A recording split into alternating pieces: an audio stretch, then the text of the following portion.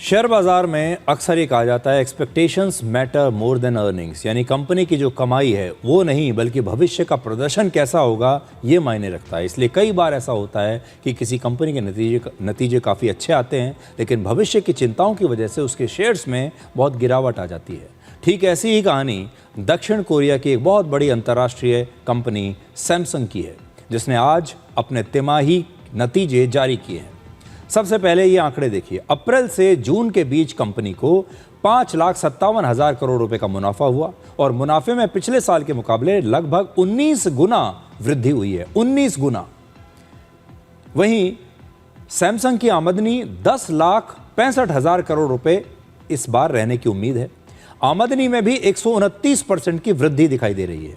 इस समय सैमसंग ने शुरुआती नतीजे या अर्निंग्स गाइडेंस जारी किए हैं और 30 जुलाई को विस्तार से ये नतीजे जारी किए जाएंगे। सामान्य तौर पर यही नतीजे रहने की संभावना है। ये तिमाही कंपनी के इतिहास की सबसे मजबूत तिमाहियों में से एक है।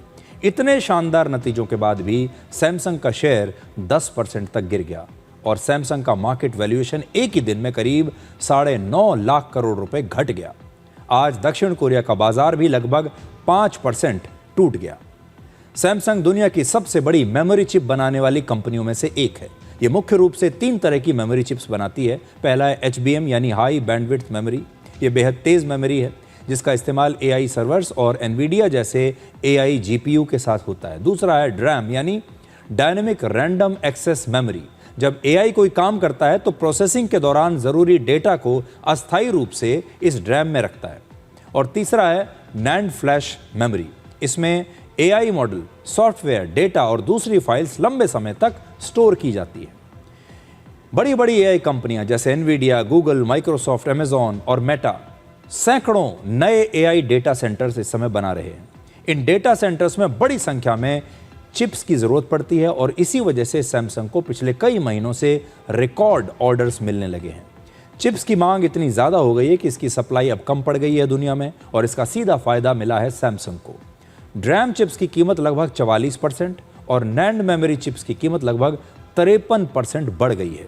यानी सैमसंग ने सिर्फ ज़्यादा चिप्स ही नहीं बेचे बल्कि पहले से कहीं ज़्यादा कीमत पर बेचे और यही वजह है कि उसका मुनाफा रिकॉर्ड स्तर पर पहुंच गया।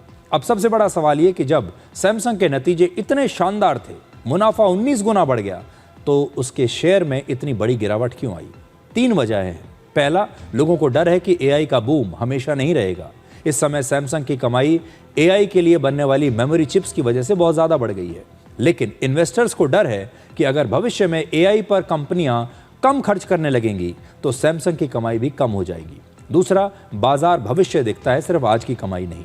सैमसंग ने इस बार बहुत अच्छा मुनाफा कमाया, लेकिन शेयर बाजार सोचता है कि क्या अगली बार भी सैमसंग इतना ही अच्छा प्रदर्शन करेगी। अगर भविष्य को लेकर थोड़ा भी डर हो तो शेयर गिर सकता है और AI की वजह से यही डर अब दुनिया भर में बढ़ रहा है कि कहीं AI कोई बबल तो नहीं है। आज सभी लोग AI की बात कर रहे हैं, लेकिन अगर AI में भी ऐसा ही निकला कि बबल की तरह है तो सबसे ज़्यादा नुकसान सैमसंग जैसी कंपनियों को होगा। और तीसरी बात, कई इन्वेस्टर्स ने मुनाफा निकाल लिया है, यानी प्रॉफिट बुकिंग की है। सैमसंग का शेयर पिछले 6 महीनों में लगभग 110% तक बढ़ चुका है। अब जब सैमसंग ने काफ़ी अच्छे नतीजे दिए तो कई इन्वेस्टर्स ने सोचा कि अब हमारा फ़ायदा तो हो गया, अब शेयर बेच देते हैं। जब बहुत सारे लोग एक साथ शेयर बेचते हैं तो शेयर की कीमत बाजार में गिर जाती है और ऐसा ही सैमसंग के साथ हुआ। सैमसंग को लेकर सबसे बड़ी चिंता उसके चिप बिजनेस और पूरे AI सेक्टर को लेकर है। आज माइक्रोसॉफ्ट, अमेजॉन, गूगल और मेटा अरबों डॉलर के AI डेटा सेंटर्स पर अरबों डॉलर्स जो है इन पर खर्च कर रहे हैं। सबको AI डेटा सेंटर्स बनाने हैं, लेकिन अगर इन कंपनियों को AI से उतनी आमदनी नहीं हुई या हो रही जितने की उम्मीद थी तो वो नए डेटा सेंटर्स बनाना कम कर देंगी। ऐसे में सैमसंग को ऑर्डर्स मिलने कम हो जाएंगे। और आज सैमसंग के अलावा दक्षिण कोरिया की एक और बड़ी कंपनी SK हाइनिक्स और अमेरिका की कंपनी माइक्रोन नए प्लांट लगाकर लगातार अपनी क्षमताएं बढ़ा रहे हैं। अगर सभी कंपनियां ज़्यादा से ज़्यादा एक ही चीज़ बनाने लगेंगी, मेमोरी चिप्स, और मांग उतनी तेज़ी से ना बढ़ी तो फिर कीमतें गिरेंगी और मुनाफा भी घटेगा। और मेमोरी जो चिप है, मेमोरी चिप इंडस्ट्री हमेशा से बहुत साइक्लिकल रही है, यानी पहले बूम आता है, फिर बहुत ज़्यादा इन्वेस्टमेंट आती है, उसके बाद उत्पादन अचानक से बढ़ जाता है और फिर कीमतें गिरने लगती हैं और आखिर में मुनाफा घट जाता है। आज कुछ इन्वेस्टर्स और एक्सपर्ट्स का मानना है कि एआई पर ज़रूरत से ज़्यादा पैसा लगाया जा रहा है। उनका मानना है कि क्या एआई कंपनियां उतना पैसा वापस कमा पाएंगी जितना इन पर निवेश किया जा रहा है। ये क्वेश्चनेबल है। अगर ऐसा नहीं होता तो डेटा सेंटर्स में निवेश घट सकता है, चिप कंपनियों की मांग कम हो जाएगी और सेमीकंडक्टर शेयरों में भारी गिरावट आएगी। पिछले महीने अमेरिकी शेयर बाजार में एआई और सेमीकंडक्टर शेयरों में तेज बिक्री देखने को मिली थी।